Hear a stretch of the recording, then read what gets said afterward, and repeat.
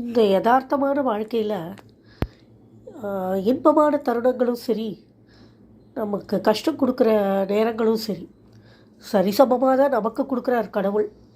ஆனால் நம்ம எடுத்துக்கிற விதத்தில் தான் இருக்குது. நாம் என்ன செய்கிறோன்னா, இந்த இது வரும்போது, சந்தோஷம் வரும்போது, அந்த சந்தோஷத்தில் ஆடி பாடி நம்ம மகிழ்ந்து அந்த தருணங்களை உடனே முடிச்சுக்கிறோம். ஆனால் கஷ்டம் வரும்போது அதை வெளிப்படுத்துறது கூட கிடையாது. நம்ம உள்ளுக்குள்ளேயே புழுங்கிட்டு நமக்கு இது வந்துருத்தே வந்துருத்தே வந்துருத்தே அப்படின்னு சொல்லிட்டு மனசில் ரொம்ப ரொம்ப ரொம்ப வேதனைப்படுறோம். அதனால தான் என்ன ஆகுதுனாக்கா, நமக்கு ரொம்ப நீடிச்சு இருக்க மாதிரியான ஒரு உணர்வு தோன்றுறது. ஆனால் பார்த்தாக்கா ரெண்டுத்துக்குமே ஈக்குவலாக தான் கடவுள் எல்லாருக்குமே கொடுக்குறேன். நான் விலகி நின்று இந்த மாதிரி மோட்டிவேட் பண்ணுறது ரொம்ப ரொம்ப சுலபம். ஆனால் அந்த மாதிரி ஒரு சுச்சுவேஷனில் நான் ஃபேஸ் பண்ணும்போதும் எனக்கு ஒருத்தர் மோட்டிவேட் பண்ணுறதுக்கு கட்டாயமாக தேவை.